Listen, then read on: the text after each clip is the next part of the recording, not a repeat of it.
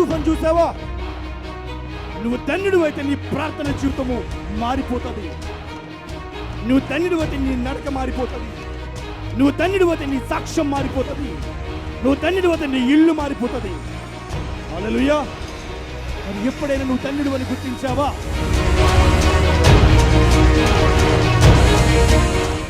రోమపత్రిక 4:4 చదవండి.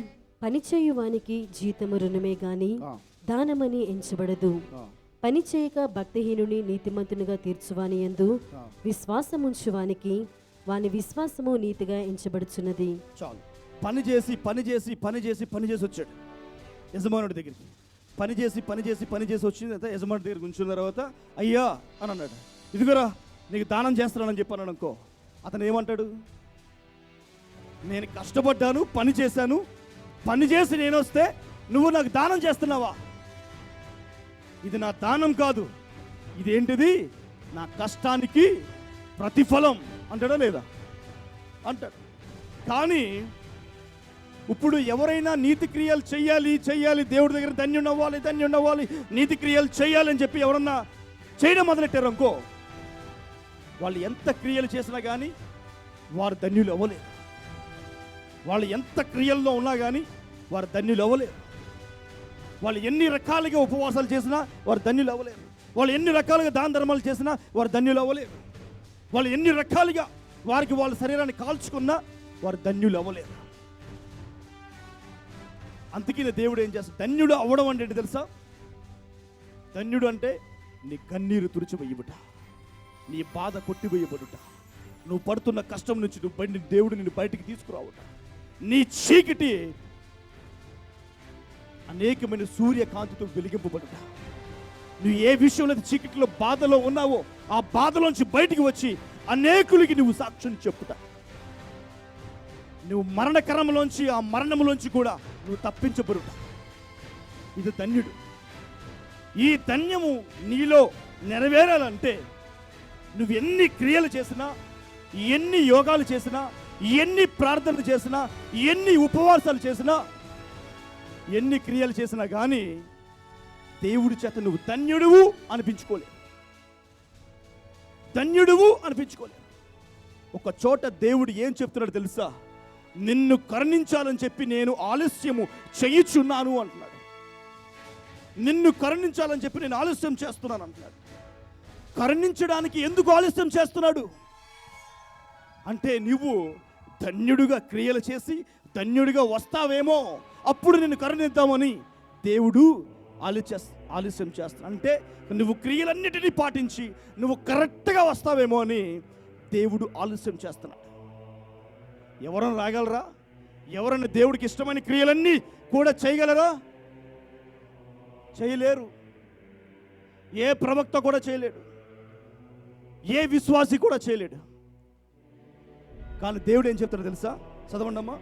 పనిచేయువానికి జీతము రుణమే గాని దానమని ఎంచబడదు. పనిచేయక భక్తిహీనుని నీతిమంతునిగా తీర్చువాని వందు విశ్వాసముంచువానికి వాని విశ్వాసము నీతిగా ఎంచబడుచున్నది. పనిచేయగా భక్తిహీనుని నీతిమంతునిగా తీర్చువాని యందు అంటే క్రియలు లేవు, ఏ పని లేదు, కానీ ఇతను ఎవరు? భక్తిహీనుడు. అంటే భక్తి లేనివాడు. భక్తి లేనివాడు ఎలా ఉంటాడు? బయట ఇష్టానుసారంగా ఉంటాడు. ఘోరమైన పాపి, ఘోరమైన వాడు, మోసగాడు, కూరుడు, ఇంకా భయంకరుడు. అలాంటి వాడిని దేవుడు ఏం చేస్తున్నాడు ఇక్కడ? అతడు గనుక దేవుని యందు విశ్వాసం ఉంచితే ఆ విశ్వాసం అతన్ని ఏమని పిలుస్తుంది? నీతిమంతుడు అని పిలుస్తుందంట. హల్లెలూయా. ఉందా వాక్యం ఉందా? చదువుతున్నారా?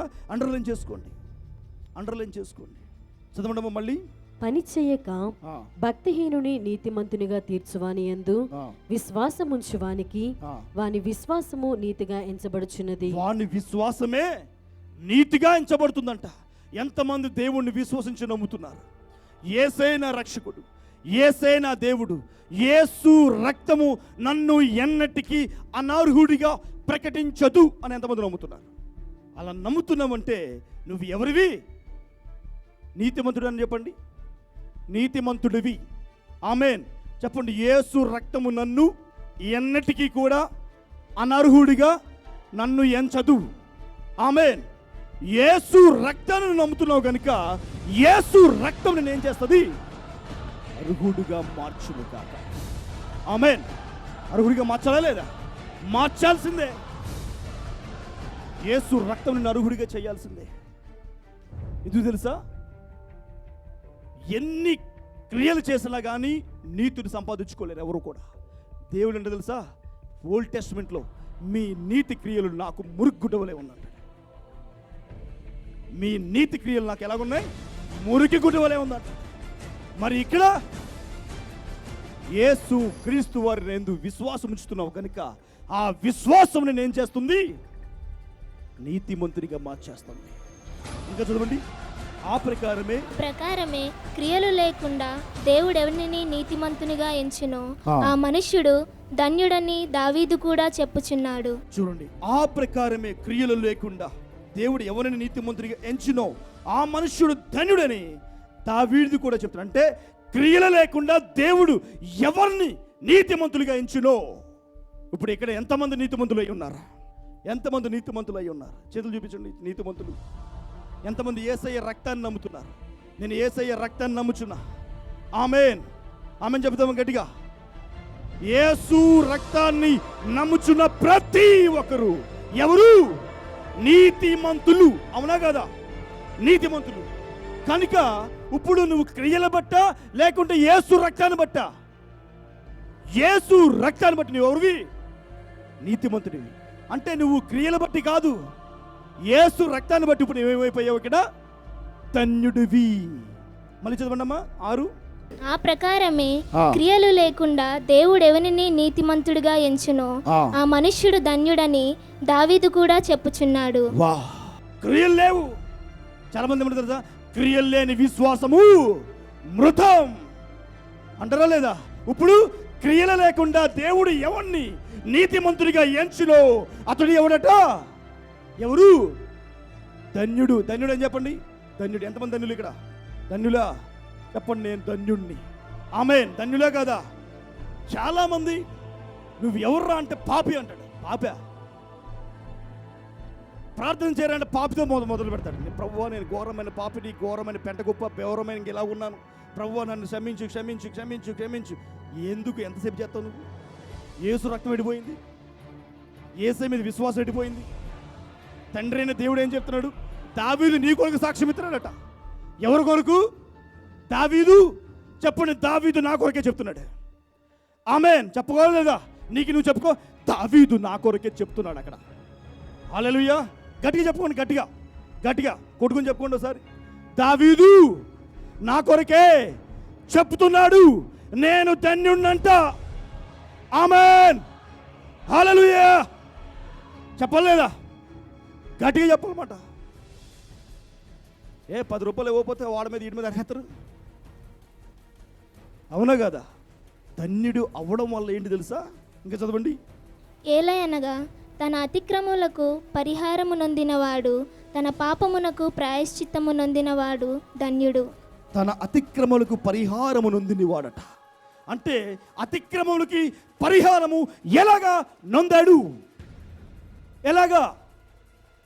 జవాబు రాసుకోలేదా? ఎలాగా? యేసు రక్తాన్ని బట్టి నేను పరిహారము నొందాను. ఆమేన్. నొందలేదా? నా అతిక్రమములకు యేసు రక్తాన్ని బట్టి పరిహారము నొందాను. తర్వాత తన పాపములకు ప్రాయశ్చిత్తము నొందినవాడు. అంటే ఎవరు ఎలాంటి పాపం ఉందో ఆ పాపానికి కూడా ప్రాయశ్చిత్తము దేని ద్వారా? యేసు రక్తాన్ని బట్టి, యేసయ్య శిలువ మరణాన్ని బట్టి నువ్వేమై ఉన్నావు? నా పాపానికి ప్రాయశ్చిత్తము పొంది ఉన్నాను. ఆమేన్ చెప్పండి. ఇప్పుడు నువ్వెవరివి? గట్టిగా ఇంకా. నేను ధన్యుడను. దేన్ని బట్టి? యేసు రక్తము, యేసయ్య శిలువ మరణాన్ని బట్టి. అవునా కదా? ఇంత గొప్ప రక్తము చేత దేవుడు నిన్ను ఏం చేస్తున్నాడు? ఇక్కడ ధన్యుడిగా మారుస్తున్నాడు. హల్లెలూయా. మరి ధన్యుడు అయితే నువ్వు ఎలాగుండాలి? అవునా కదా? ఫస్ట్ అసలు నువ్వు ధన్యుడిగా గుర్తించావా? ఫస్ట్ అసలు నువ్వు ధన్యుడిగా గుర్తించావా? నీ పక్కన అడుగు, నువ్వు ధన్యుడిగా గుర్తించావా? అసలు ఎప్పుడైనా నువ్వు ధన్యుడు అనుకున్నావా? ఏంటి ప్రూఫ్ అని చూసావా? నువ్వు ధన్యుడు అయితే నీ ప్రార్థన జీవితము మారిపోతుంది. నువ్వు ధన్యుడు అయితే నీ నడక మారిపోతుంది. నువ్వు ధన్యుడు అయితే నీ సాక్ష్యం మారిపోతుంది. నువ్వు ధన్యుడు అయితే నీ ఇల్లు మారిపోతుంది. హల్లెలూయా. మరి ఎప్పుడైనా నువ్వు ధన్యుడు అని గుర్తించావా? గుర్తించాలా లేదా? అవునా? మరి ఎంతమంది ధన్యులు? ఎక్కడికి పోతున్నావు? ఏం చూస్తున్నావు? ఎక్కడ విడుదల ఎక్కడ తిరుగుతున్నావు కదా, విడుదల ఎక్కడో లేదు. నీ హృదయంలో మార్పు కలిగితే నువ్వు గొప్ప విడుదలను చూడబోతున్నావు. హల్లెలూయా. దేవుడికి గట్టిగా చెప్పలు కొడదామా? ఫస్ట్ నీ హృదయం మారాలి. నువ్వు ఎవరివి? దేవుడు నేను ఏమని చెప్తున్నాడు? దేవుడు నేను ఎలా పిలుస్తున్నాడు? ఇది నువ్వు తెలుసుకున్నట్లయితే అప్పుడు దేవుడు నేను గొప్పగా విడుదల చేస్తాడు. హల్లెలూయా. నువ్వు ఎవరవంట చెప్పండి. నేను ధన్యుడును. ఆమేన్. ధన్యుడికి రావలసిన ప్రతి ఆశీర్వాదము వచ్చును గాక. ఆమేన్. రావాలా లేదా? దేవుడు ధన్యుల కోసం చూస్తున్నాడు. ఎవరిని ఎలా కరుణిద్దామా? ఇంకా చదవండి అది. ప్రభు చేత నిర్దోషి అని ఎంచబడిన వాడు ధన్యుడు. చాలు. ప్రభు చేత నిర్దోషి అని ఎంచబడిన వాడు ఎవరంట? ధన్యుడు. ఇప్పుడు యేసు రక్తము నిన్ను ధన్యుడిగా చేసిందా చేయలేదా? యేసు రక్తము నిన్ను నిర్దోషినిగా చేసిందా చేయలేదా? ఎంతమంది చేసిందని చెప్తారు? అంత రక్తానికి అంత శక్తి ఉందా? ఎంతమంది ఉందంటే రక్తానికి శక్తి? ఈ పక్కన అడుగు. యేసయ్య రక్తానికి శక్తి ఉందా? ఉందా? ఉందని చెప్తే నువ్వెవరివి? నేను నిర్దోషిని, నేను ధన్యుడను. ఆమేన్. మరి నువ్వు ధన్యుడు గనుక, నిర్దోషి గనుక ఇప్పుడు నువ్వు ఎలాగుండాలి? అవునా? ప్రభువే నేనేం చెప్తున్నాడు? ధన్యుడు అని చెప్తున్నాడు. హల్లెలూయా. ధన్యుడు అని చెప్తున్నట్టే నువ్వు ఇప్పుడు ఎలా మారిపోవాలి? నీ ప్రార్థన ఎలా మారిపోవాలి? అందుకనే నువ్వు దేవుణ్ణి నమ్మడానికి ప్రయత్నం చేయి. దేవుణ్ణి ఎంతవరకు నమ్ముతున్నావు? ఎంతవరకు నమ్ముతున్నావు? ఎప్పుడు నువ్వు చేసిన క్రియలు, నువ్వు చేసిన పాపమే ఇదే నమ్ముకుంటూ కూర్చున్నావా? యేసయ్య రక్తాన్ని ఎంతవరకు నమ్ముతున్నావు? యేసయ్య శిలువ చనిపోవడం ఎంతవరకు నమ్ముతున్నావు? దేవుడు నేను ధన్యుడు అన్నాడు అని చెప్పి నువ్వెంతవరకు నమ్ముతున్నావు? అది నీ వాస్తవంలోకి వచ్చిందా? అది నీ హృదయంలోకి వచ్చిందా? దాన్ని నీ హృదయంలో పెట్టుకుని నువ్వు అనేకమైన వాటి నుంచి విడుదల పొందేవా? నీ మనస్సాక్షి నిన్ను ఏమని చెప్తుంది? నువ్వు ధన్యుడు అని చెప్తుందా, లేకుంటే ఇంకోటి ఏదన్నా చెప్తుందా? హల్లెలూయా. యెషయా గ్రంథము 30:18 చదవండి. కావున మీ యందు దయచూపవలెనని యెహోవా ఆలస్యము చేయుచున్నాడు. చాలు. ఏంటంట? మీ అందు దయచూపవాలని యెహోవా ఆలస్యం చేస్తున్నాడంట. మీ యందు దయ చూపాలని. ఎంతమందికి దేవుని యొక్క దయ కావాలంటారు? ఎంతమందికి దేవుని దయ కావాలి? అవునా? నాకు కూడా కావాలి. మరి దేవుని యొక్క దయను పొందుకోవాలంటే ఏం చేయాలి? ఏం చేయాలి?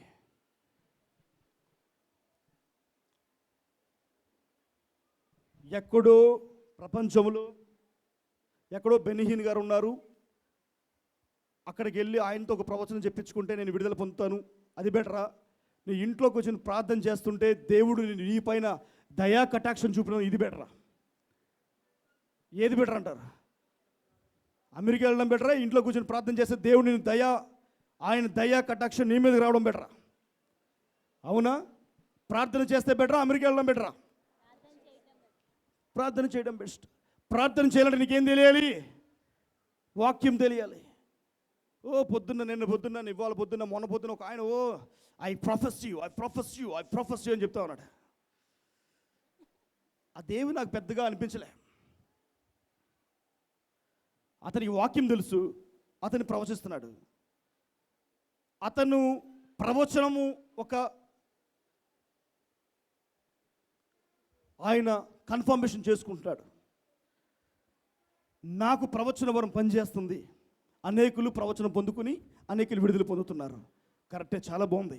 ప్రవచనం ఈజ్ ఓకే. కానీ ఒకవేళ అతను లేడు, అప్పుడు నీకు సమస్య వచ్చింది, అప్పుడు నువ్వు ఎక్కడ పరిగెడతావు? అప్పుడు బస్సు ఎక్కి ఎక్కడికో పరిగెడతావా? ట్రైన్ ఎక్కి ఎక్కడికో పరిగెడతావా?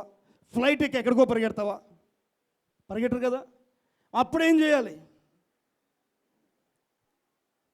ఎక్కడికి పరిగెట్టొద్దు, వాక్యాన్ని చదువు.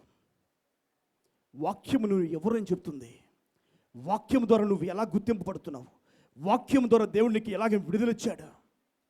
ఇప్పుడు ఈ వాక్యం ఏం చేయబోతుంది? ఈ వాక్యమే దేవుడై ఉన్నాడు. ఈ దేవుడు ఏం చెప్తాడో తెలుసా? నిన్ను కరుణించాలని ఆలస్యం చేస్తున్నాడట. ఎందుకు ఆలస్యము చేస్తున్నాడు? నిన్ను ధన్యుడిగా చేయడానికి. నిన్ను ధన్యుడిగా నువ్వు వస్తే అప్పుడు నిన్ను కరుణిస్తాడు. మరి ఎవరైనా తన సొంత క్రియలతో ధన్యుడిగా అవ్వగలరా? అవ్వలేరు. ఇప్పుడు మనం ఎవరము? యేసయ్య రక్తం ద్వారా ధన్యులము. ఇప్పుడు ధన్యులం గనక మనం యేసయ్య దగ్గరికి వెళ్ళాం గనక ఇప్పుడు తండ్రి అయిన దేవుడు ఇప్పుడు మనల్ని ఏం చేస్తారు? చదవండి అమ్మా. కావున మీ యందు దయ చూపవలెనని యెహోవా ఆలస్యము చేయుచున్నాడు, మిమ్మును కరుణింపవలెనని ఆయన నిలువబడి ఉన్నాడు. ఇప్పుడు చూడండి, ఇప్పుడు ఆలస్యం తీసివేసుకోండి. ఎందుకంటే ఇది ధన్యుల కోసం, ధన్యులు వస్తారని. ఇప్పుడు ఆల్రెడీ ధన్యులు వచ్చేసారు. ఇప్పుడు ఏంటంట? నిన్ను కరుణించాలని ఆయన నిలవబడి ఉన్నాడు. ఆమెన్ చెప్పండి. ఆమెన్. దేవుడు నన్ను కరుణించాలని ఆయన నిలవబడి ఉన్నాడు. ఆమెన్. ఎందుకు నిలబడి ఉన్నాడు? నువ్వు ధన్యుడిగా వస్తావని. మరి ఇప్పుడు ధన్యుడిగా వచ్చావా లేదా? ఎంతమంది వచ్చారు? వచ్చారా? ఎస్. నువ్వు యేసయ్య రక్తం నమ్ముతున్నావా? యేసయ్య మరణం నమ్ముతున్నావా? అయితే నువ్వెవరివి? ధన్యుడివి. ఇంకా చూద్దాం, చదవండి అమ్మ. యెహోవా న్యాయము తీర్చు దేవుడు, ఆయన నిమిత్తము కనిపెట్టుకొని వారందరూ ధన్యులు. ఎవరంట? ధన్యులండి. ఆయన నిమిత్తము కనిపెట్టుకున్న వారందరూ ధన్యులు. అంటే నువ్వు ఎవరి ద్వారా ఆశీర్వదింపబడాలనుకుంటున్నావు? దేవుని ద్వారా. ఎవరి ద్వారా కనికరింపబడాలనుకుంటున్నావు? దేవుని ద్వారా. అవునా? ఎవరి ద్వారా కరుణింపబడాలనుకుంటున్నావు? దేవుని ద్వారా. కనుక నా దేవుడు నన్ను కరుణించాలి. నిన్ను కరుణించాలంటే నువ్వు ఎలా ఉండాలి? ధన్యుడివై ఉండాలి. అంటే క్రియలన్నీ చేసి అన్నిటిలో ఫేస్ అయ్యి దేవుడి దగ్గర రావాలి. ఇప్పుడు దేవుడు క్రియలు లేకుండానే దేవుడు నిన్ను ఇప్పుడు ఏం చేశాడు? నిన్ను ఏం చేశాడండి? ధన్యుడిని చేసేసాడు. కనుక ఇప్పుడు నువ్వు ధన్యుడు కనుక ఇప్పుడు నువ్వు కరుణింపబడాలా లేదా? ఎంతమంది రైట్ అంటారు? ఎంతమంది కరుణింపబడాలంటారు? అవునా? క్రియలు లేకుండా దేవుడు నన్ను ధన్యుడిగా చేశాడు కనుక నేను ఇప్పుడు కరుణింపబడుదును కాక. ఆమేన్. తీయలేదు వాక్యము, తీసుకోవాలి. ధన్యుడు ఇంకేం చేస్తాడు చూద్దాం ఒకసారి. 19 కూడా చదవండి అమ్మా. సియోనులో యెరూషలేములోనే ఒక జనము కాపురముండును. జనమా, నీవిక నేమాత్రము కన్నీళ్లు విడువవు. ఏంటంట? జనమా, నీవిక ఎంత మాత్రమును ఏమాత్రమును కన్నీళ్లు విడవవు. ఆయన నీ మొర్ర విని నిశ్చయముగా నిన్ను కరుణించును. ఆయన నీ మొర్ర విని నిశ్చయముగా నిన్ను కరుణించును. ఆమేన్. దేవుడికి పాపులు ప్రార్థన వినబడదు. తెలుసా మీకు విషయం? దేవుడికి ఎంత మాత్రం కూడా పాపులు ప్రార్థన వినబడుతుందా? వినబడదు. ఎవరి ప్రార్థన వినబడుతుంది? ధన్యులు ప్రార్థన మాత్రమే వినబడుతుంది. మరి ఇప్పుడు ధన్యుడు పోయి వచ్చావా లేదా? వచ్చావు. ఇప్పుడు నీ యొక్క ప్రార్థన, నీ యొక్క మొర్ర దేవుడు నిశ్చయంగా వింటాడా వినడా? దేవుడు కరుణిస్తాడా కరుణించడా? ఎంతమందికి గ్యారంటీ వచ్చింది? ఎంతమంది యేసయ్య రక్తాన్ని నమ్ముతున్నారు? అవునా? యేసయ్య రక్తాన్ని నమ్ముతున్నావా? అంతే. నువ్వెవరివి? నీ పక్కన చెప్పు. ఎవరు నువ్వు? ఎవరు నువ్వు? ధన్యుడివి. కనుక ఇప్పుడు ధన్యుడివై వచ్చావు కనుక నీ మొర్ర దేవుడు విని నిన్ను కరుణిస్తాడా కరుణించడా? ఎంతమంది మొర్ర దేవుడు వింటాడు అంటాడు? ఆమేన్. ఆమేన్ చెప్పండి. ఒకళ్ళు ప్రవచిస్తే అద్భుతాలు జరుగుతున్నప్పుడు నేను ప్రార్థన చేస్తే దేవుడు అద్భుతం నా జీవితంలో జరిగించగలడు. నా మొర్ర నా తండ్రి వినగలడు. ఎంతమంది నమ్ముతున్నారు? ఆమేన్ చెప్పండి. ఆమేన్. నా మొర్ర నా దేవుడు వినగలడు. వింటాడా లేదా? వినాల్సింది. ఎందుకు వినాలి? నేను ధన్యుణ్ణి, నేను ధన్యుణ్ణి, నేను ధన్యుణ్ణి, అందుకని వినాలి. అవునా కాదా? ఎలా ధన్యుడివి? యేసయ్య రక్తము, యేసయ్య మరణము, యేసయ్య త్యాగము కనుక నేను ఎవరిని? ధన్యుడును. ఇప్పుడు వినాలా లేదా? వినబడ్డను గాక. ఆమేన్. వినబడాలా లేదా? వినాల్సిందే. చాలామంది ఇలా చేయరు, వాక్యం చేర్చుకోరు, రకరకాల డినామినేషన్లో పడిపోయి వాటి గురించే డిస్కషన్. అతను ఏంటి బ్లాక్ షర్ట్ వేసుకున్నాడు, వైట్ షర్ట్ ఎందుకు వేసుకోలేదు, పులిపెట్టి మీద చూస్తున్నాడు, షూ ఎందుకు వేసుకున్నాడు, ఆమె ఏంటి చచ్చగొత్తు పూలు పెట్టుకుంది, వీళ్ళేంటి పట్టు చీరలు కూడా గురించి చెప్తున్నారు, తెల్లబట్టలు అయ్యి, ఇదేదో తేడాగా ఉంది సంఘం. ఇదే ఆలోచన డినామినేషన్స్లో. వాక్యం లేదు. వాడిని పట్టుకుని కూర్చోబెట్టి నువ్వు ఎవరో చెప్పురా, చెప్పు అని అడిగా. ఇంకొప్పుడు ఏం చెప్తారు తెలుసా? నేను పాపిని. ఎలా పాపివి? పాపినే కాదు, ఘోర పాపిని. ఎలా ఘోర పాపిని పెంట గొప్పని అంటాడు. హల్లెలూయా. ఎప్పుడైనా చూసారా? ఎన్ని డినామినేషన్కి వెళ్ళండి, ఎవరిని అడగండి, చూడండి, అడిగి చెప్తారు వాళ్ళు. తెల్ల బట్టలు వేసుకుంటే సరిపోదు. నీ హృదయము యేసు రక్తంతో కడగబడిందా లేదా? హల్లెలూయా. నీ హృదయం యేసు రక్తాన్ని కడగమని అడుగుతుందా లేదా? ఆ హృదయం యేసు రక్తంతో ఉతకబడిందా లేదా? అవునా కదా? ఇది ఉండాలి. ఇంకా చదవండి. ఆయన నీ మాట వినగానే నీకు ఉత్తరం ఇచ్చును. ఆయన నీ మాట వినగానే నీకేం చేస్తారంట? ఉత్తరం ఇస్తారంట. హల్లెలూయా. ఎంతమందికి జవాబు రావాలంటారా? నేను ప్రార్థన చేయగా ఉన్న ఫలంగా జవాబు వచ్చును కాక. ఆమేన్. దేవుడితో సంబంధం కలపడమే నా పని. ఒక సంఘ కాపరికి పని ఏంటి తెలుసా? నీకు తండ్రి అయిన దేవుడికి సంబంధం కలపడమే. మధ్యలో దేవుడు నువ్వే, దేవుడు నువ్వు సమాధానంగా ఉండాలి. నువ్వు ప్రార్థన చేస్తే దేవుడిని ప్రార్థన వింటాడు. అవునా? జవాబు ఇవ్వాలి దేవుడు. నువ్వు ప్రార్థన చేస్తే దేవుడికి జవాబు ఇచ్చును గాక. ఆమేన్. ఎవరికైనా సెల్ ఫోన్ చేసావు, ఫోన్ చేయగానే రింగ్ అయింది. రింగ్ అయిన తల్లి ఏం చేస్తారు? సెల్ ఫోన్ లేపారు. అప్పుడు ఏమంటారు? హలో అంటాడా? నువ్వు ప్రార్థన చేస్తున్నావు. ప్రార్థన చేస్తున్నప్పుడు దేవుడు కూడా దానికి ఉన్న పలంగా జవాబు ఇవ్వాలా లేదా? మనిషి గొప్పడా, దేవుడు గొప్పడా? అంటే నువ్వు ఉన్న పలంగా దేవుడికి జవాబు ఇవ్వాలా లేదా? ఇచ్చును గాక. ఆమేన్. ఉన్న పలంగా నీకు జవాబు వచ్చును గాక. రావాలా లేదా? ఇప్పుడు ప్రార్థన చేశాను, ఎప్పుడుకో వస్తుందిలే అది కాదు. ఇప్పుడు నువ్వు ఫోన్ చేసావు, పక్కన వెంటనే లేపుతాడా? ఈ ఫోన్ కంటిన్యూగా ట్రై చేయండి, అవసరమైతే 1 year తర్వాత లేపబడును అని చెప్పంటాడా? హల్లెలూయా. ఎవరు అన్నారు అప్పుడు? ఎవరైనా చూసారా? ఎవరు లేదు అక్కడ. అలాగా వెంటనే ఫోన్ లేపాల్సిందే. ఇప్పుడైతే 2-3 సిమ్లు పెట్టుకుంటున్నారు. ఒక సిమ్ దొరకపోయినా ఇంకో సిమ్ దొరకదు, ఇంకో సిమ్. ఇప్పుడు కాల్స్ కూడా ఫ్రీ అట, అవుట్ గోయింగ్ ఇన్కమింగ్ ఫ్రీ అట. మరి దేవుడు ఎప్పుడో ఫ్రీ పెట్టాడా లేదా? ఎప్పుడో ఫ్రీ. నాకు మొర్ర పెట్టుము ఏమన్నాడు ఇక్కడ? ఆయన నీ మాట వినగానే నీకు ఉత్తరం ఇచ్చును. నీ మాట వినగానే ఏం చేస్తారంట? ఉత్తరం ఇస్తాడంట. అలో అంటే అలో అంటాడు, బాగున్నా అంటే బాగున్నాడు. ప్రభు ఇది నా సమస్య. అవునా? అంతే కదా, తీసేయి. పోవాలా లేదా? పోవునుగాక. ఎందుకు? నువ్వెవరివి? నువ్వు ధన్యుడు గనుక. హల్లెలూయా. పెంట గొప్పలు చేతులు పైకెత్తండి, పాపులు చేతులు పైకెత్తండి. ఎవరు లేరు పెంట గొప్పలు, పాపులు. యేసు రక్తము నిన్ను పరిశుద్ధునిగా చేసేసింది. హల్లెలూయా. ఎందుకు చెప్తున్నా తెలుసా? మళ్ళీ కొంచెం ఎక్కడున్నా పాపి చిగురుందేమో అని. చెప్పండి. ఇంకా ఎక్కడైనా నీ యొక్క మనస్సాక్షి నువ్వు పాపిని తొలుస్తుంటే దాన్ని కూడా యేసు రక్తంతో కడగబోయబడును కాక. యేసు రక్తం ధన్యుడిగా చేసేసింది. క్రియలు లేకుండా దేవుడు ఎవరిని నీతిమంతుడిగా చెయ్యనో వాడు ధన్యుడు అని దేవుడు చెప్తున్నాడు. దావీదు కూడా చెప్తున్నాడట. యెషయా గ్రంథం 30:22. చెక్కబడిన మీ వెండి ప్రతిమల కప్పును, పోతపోసిన మీ బంగారు విగ్రహములు బట్టలను మీరు అపవిత్రపరుతురు. హేయములని వాటిని పారవేయుదురు, లేచి పొమ్మని దానితో చెప్పుదురు.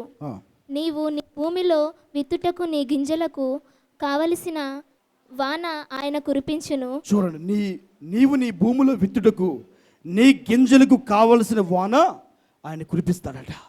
అంటే నువ్వు ఏ పని అయితే చేస్తున్నావు, ఏ బిజినెస్ అయితే చేస్తున్నావు, ఏ జాబ్ అయితే చేస్తున్నావో అందులో నువ్వు సమృద్ధిగా ఆశీర్వాదం పడాలా లేదా? హల్లెలూయా. ఎంతమంది పడాలంటారు? సమృద్ధి ఆశీర్వాదము. ధన్యుడు సమృద్ధిగా ఆశీర్వదింపడతాడు. నీకు కావలసిన వాన ఆయన కురిపించును, భూమి రాబడి అయిన ఆహార ద్రవ్యం ఇచ్చును, అది విస్తార సార రసములు గలదై ఉండును. అంటే విస్తారంగా ఇక నువ్వు ఆశీర్వదింపబడుదువు గాక. ఆమేన్. ఎంతమంది విస్తారంగా ఆశీర్వదింపడాలంటారా? సగమే ఆశీర్వదింపడాలా? కొంచెము మాత్రమేనా?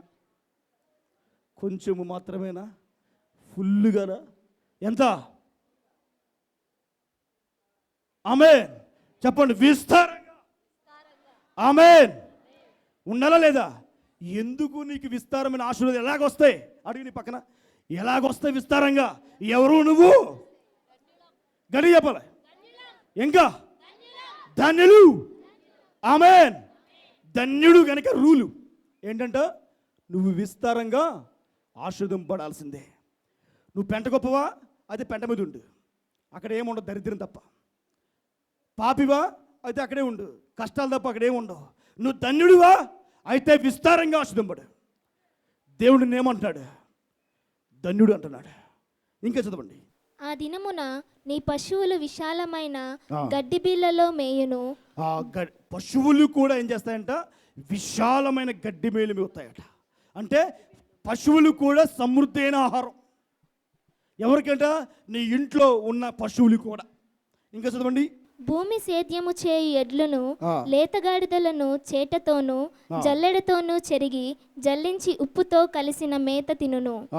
గోపురములు పడు మహాహత్య దినమున ఉన్నతమైన ప్రతి పర్వతము మీదను ఎత్తైన ప్రతి కొండ మీదను వాగులను నదులను పారును. అంటే ఇప్పుడు ఏం జరగాలి? ఇప్పుడు సమృద్ధి పొంగి పొర్లును గాక.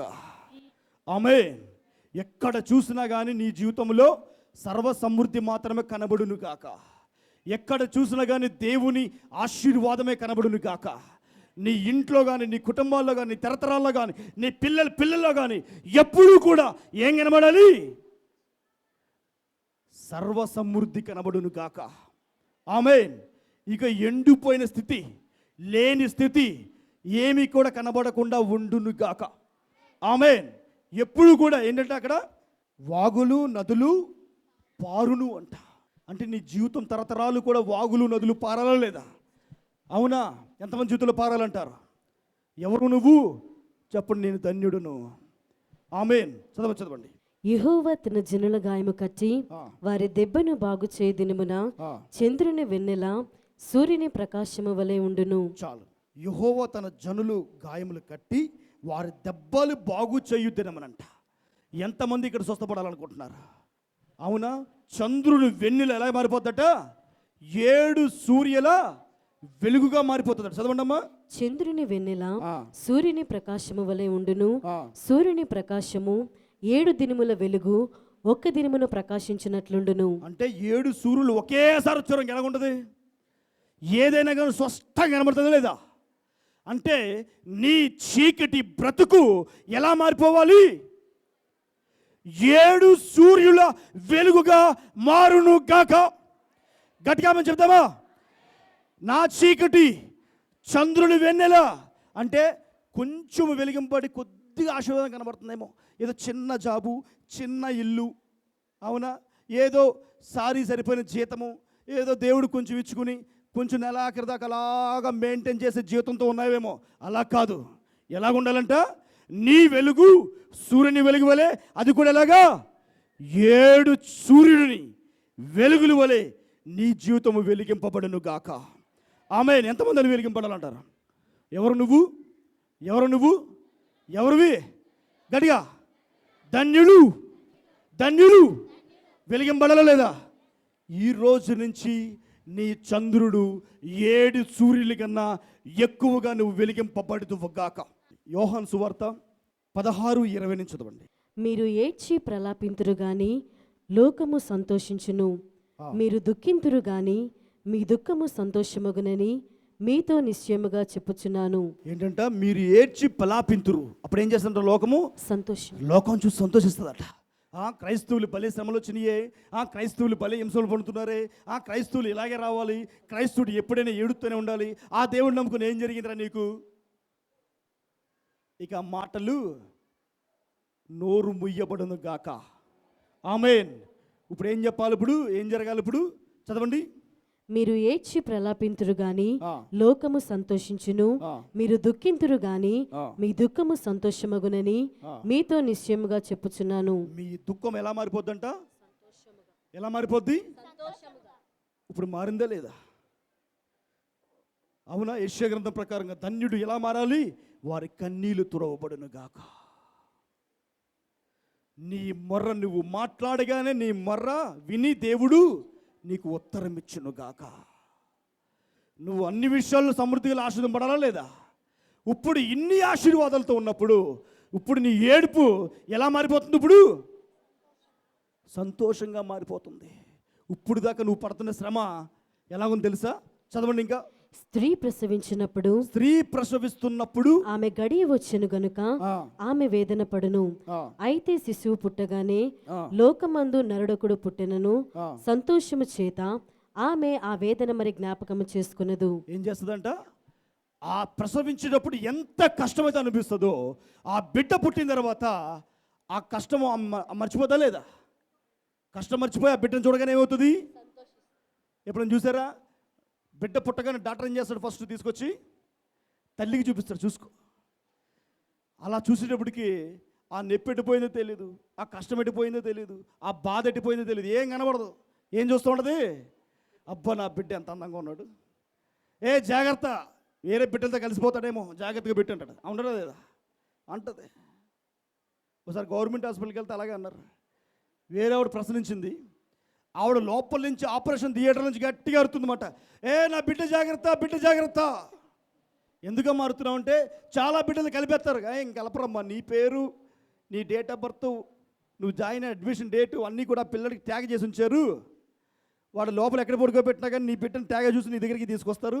ఏం కానీ భయ ఏసారి తీసుకురా, నా బిడ్డను నేను చూసుకుంటాం. మళ్ళీ మొహం 2-3 సార్లు చూసుకుని సరే గుర్తుపెట్టేసుకుంది, చక్ ఫోటో తీసేసుకుంది. మన లోపల బ్రెయిన్లో ఫోటో వచ్చేసింది, తీసుకెళ్ళిపో. ఇప్పుడు ఎంతమంది మధ్యలో పడుకోబెట్టినా నా బిడ్డను తీసుకుంటా. ఎందుకు? ఆ బాధ ఉందా? పోయిందా? బాధ పోయింది.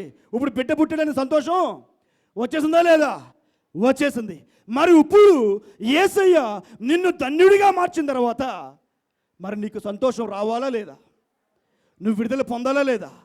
మళ్ళీ అదే కష్టము, మళ్ళీ అదే బానిసత్వము ఉంటే నువ్వు విడుదల పొందినట్ట కాదు.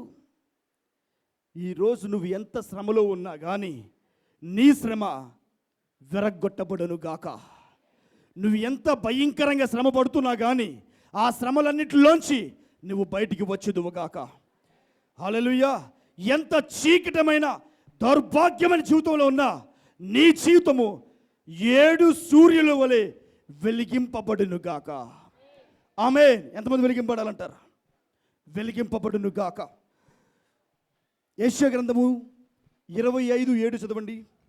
సమస్త జనుల ముఖములను కప్పుచున్న ముసుకును, సమస్త జలముల మీద పరచబడిన తెరను ఈ పర్వతము మీద ఆయన తీసివేయును. ఈ పర్వతం మీద ఆయన తీసివేయును. ఏ పర్వతం అది? యేసయ్య పర్వతము, గొల్గొతా, కల్వరి కొండ. అవునా? ఆ కల్వరి కొండ మీద ఏం జరిగింది? ఆయన మరణాన్ని ఏం చేశాడు? ఆయన మరణాన్ని మృంగి వేసేసాడు. బాధ ఏం చేసేసాడు? ఆయన మృంగి వేసేసాడు. పాప శాపాలను ఏం చేసేసాడు? ఆయన కొట్టి పడేశాడు. ఉగ్రత ఏం చేసేసాడు? ఆయన కొట్టి పడేశాడు. ఆయన రక్తము ఆ కొండపైన ఏం చేసింది? తీసి పడేసింది. ఇప్పుడు నీకేం జరిగింది? నువ్వు ఒకప్పుడు దేవుడికి ఎలాగున్నావు? శత్రువు వలె ఉన్నావు. ఉగ్రత అనుభవించే వాళ్ళే ఉన్నావు. ఎంత మాత్రం కూడా నీలో నీతి కూడా కనబడలే. కానీ ఇప్పుడు యేసయ్య సిలువ పైన ఆ కొండ పైన వేలాడడం బట్టి నువ్వు ఎలా మారిపోయావు? ఇప్పుడు ధన్యుడిగా మారిపోయావు. ఇంకా చదవండి ఒకసారి. సమస్త జనముల ముఖములను కప్పుచున్న ముసుకును, సమస్త జలముల మీద పరచబడిన తెరను ఈ పర్వతము మీద ఆయన తీసివేయును. మరెన్నడను ఉండకుండా మరణమును ఆయన మృంగివేయును. మరి ఎన్నడను ఉండకుండా మరణమును ఆయన ఏం చేస్తాడంట? మృంగి వేస్తాడట. మరి సిలువు పైన మరణాన్ని ఆయన మింగి వేసాడా లేదా? అంటే ఏంటి? ఇక నరకానికి వెళ్తే వాడు శాశ్వతమైన మరణమే. ఆ మరణాన్ని కూడా దేవుడు మృంగి వేసేసాడు. ఇప్పుడు మరణం లేదు. ఇప్పుడు ఏముంది? నువ్వు దేవుడి యొక్క సమాధానాన్ని, దేవుని యొక్క ఆశీర్వాదాన్ని, దేవుని యొక్క ధన్యతను నువ్వు చూపించాలా లేదా? ఎంతమంది చూపించాలంటారా? నువ్వు చూపించుదువు కాక. చదవండి అమ్మా తర్వాత.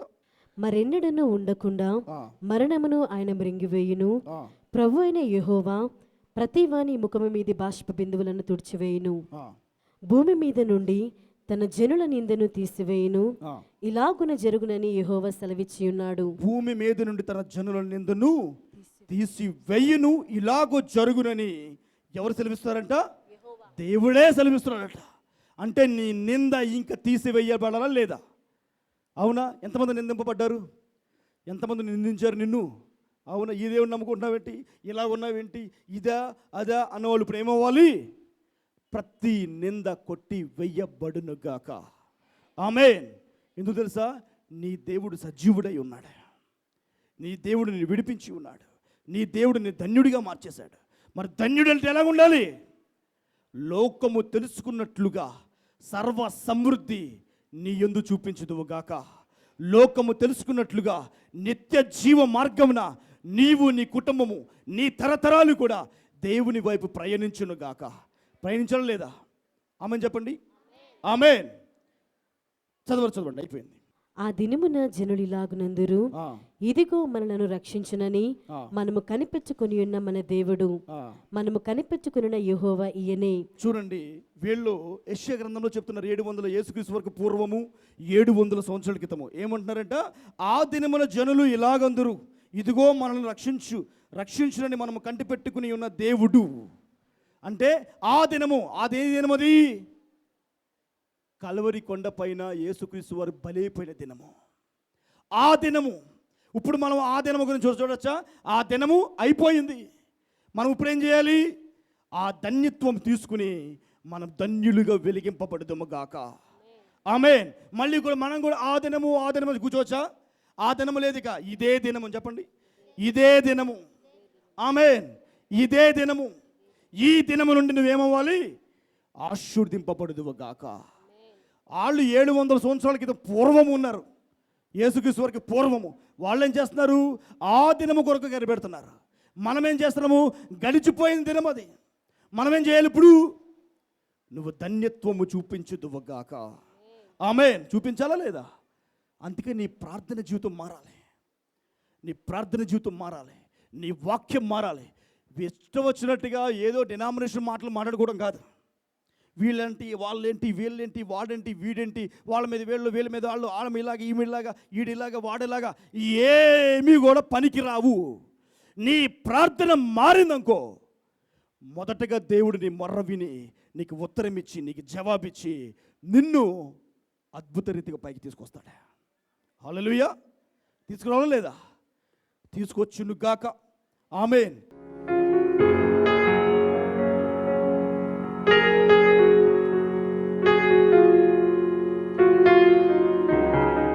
నజరుడైన యేసు నామమున ప్రార్థిస్తున్నాను తండ్రి.